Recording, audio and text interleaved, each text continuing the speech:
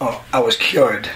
The reason why he stopped the interferon at 6 months was because during the treatment I was in a lot of pain, and he prescribed pain meds for it. But what happened was it triggered my addiction.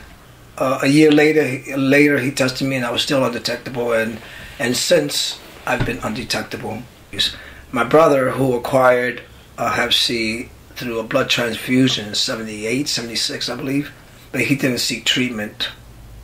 A couple of years down the line, the doctor had told him that he needed to stop drinking or he would die from cirrhosis of the liver because of the Hep C also, and he didn't. He continued to drink.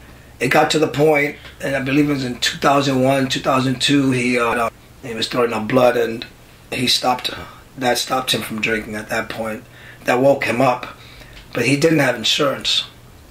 So all the treatment that he was getting was whatever the symptoms were being taken care of.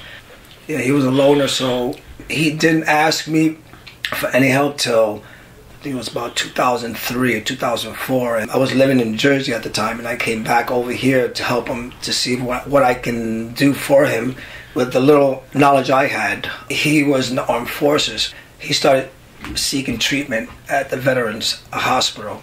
By the time they did the biopsy, his liver was too far gone, so he was placed on, I think it was in 2005, he was placed on the list. He was placed on the list for a transplant, but he continued to deteriorate fast. And last December, he passed away. Before that, it was really hard. It was really hard to, I don't mind helping others, but it's hard when he was always screaming and yelling and angry. And when I look back now, I think to myself, wow, how could I, if I had a support group, had I known about a support group, or maybe if I had the time because I was working and it was going back and forth, I would have done it a little different, because there were points when I had to yell at him.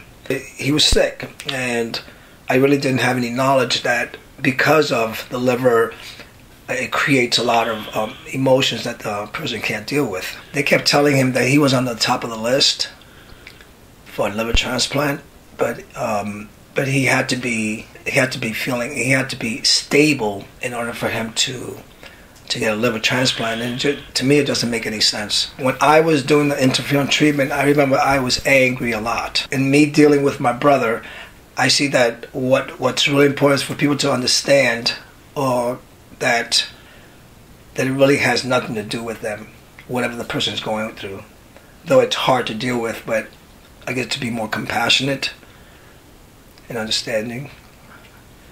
If I would have done it differently, I would have been more patient with him, and spent more time with him. I didn't understand it myself. I lost myself in his emotions, and I got caught up, and I had my own emotions to deal with.